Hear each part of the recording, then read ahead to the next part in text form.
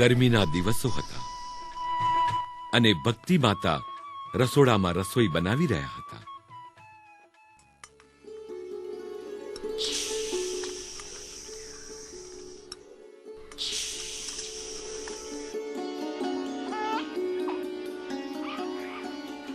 બાળક ઘનશ્યામ વરંડાના છાયામાં પલંગ પર પડ્યા પક્ષીઓને નિહાળી રહ્યા હતા અને તેમનું સંગીત પણ માણી રહ્યા હતા.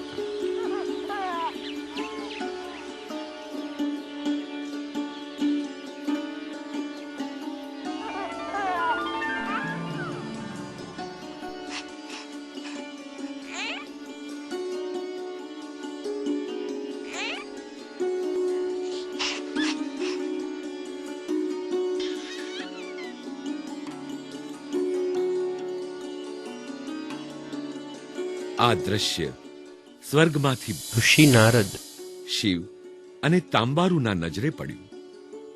બાળક ઘનશ્યામની રમત જોઈને તેઓએ પણ તેમની સાથે જોડાવાનું નક્કી કર્યું અને તેઓ તરત જ બાળક ઘનશ્યામની સામે પ્રકટ થયા અને દેવોને જોઈને ઘનશ્યામ પણ આનંદમાં આવીને તાળી પાડવા લાગ્યા. બાળ ભગવાનની લીલા જોઈને શંકર ભગવાન અને તાંબારુદેવ તેમની સામે બેસી ગયા. તાંબારુએ ધૂન ચાલુ કરી. નારદ ઋષિએ પોતાનું દૈવી નૃત્ય શરૂ કર્યું.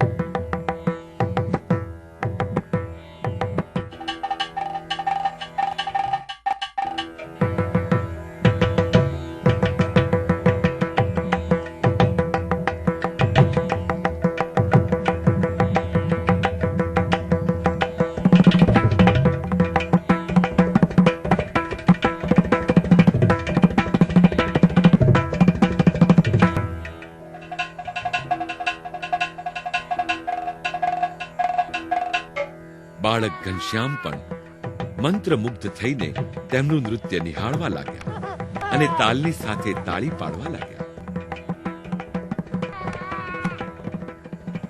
તે જ વખતે ઘનશ્યામના કાકા વશરામ અને રામપ્રતાપ સાથે બહારગામથી પાછા આવ્યા.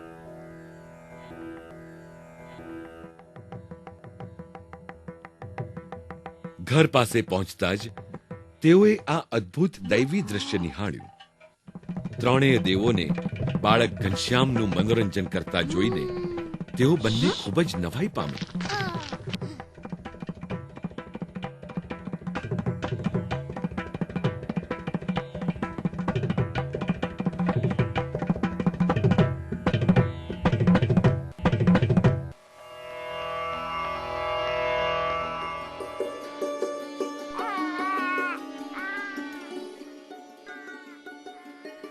તેઓ શ્રદ્ધા સાથે વરંડામાં પ્રવેશ્યા. અત્યંત આદરભાવથી તેઓએ ત્રણેય દેવોને વંદન કર્યા અને સાથે લાવેલા કેળા અર્પણ કર્યા. નારદે અર્ધ્યનો સ્વીકાર કરીને આશીર્વાદ આપ્યા.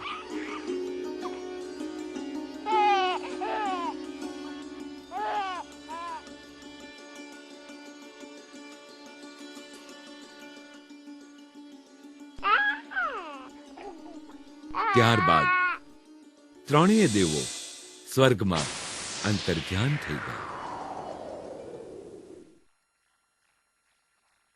ઉત્તેજિત વશરામ અને રામપ્રતાપે ભક્તિદેવીને બોલાવ્યા. તેઓએ ભક્તિદેવીને સઘળી ઘટના સંભળાવી.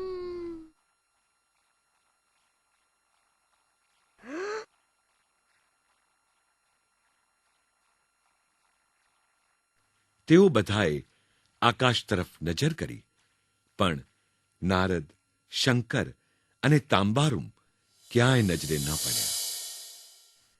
પણ બાળક ઘનશ્યામ તો હજુ પણ દૈવી સંગીતની ધૂન પર તાળી વગાડીને આનંદ માણી રહ્યા હતા.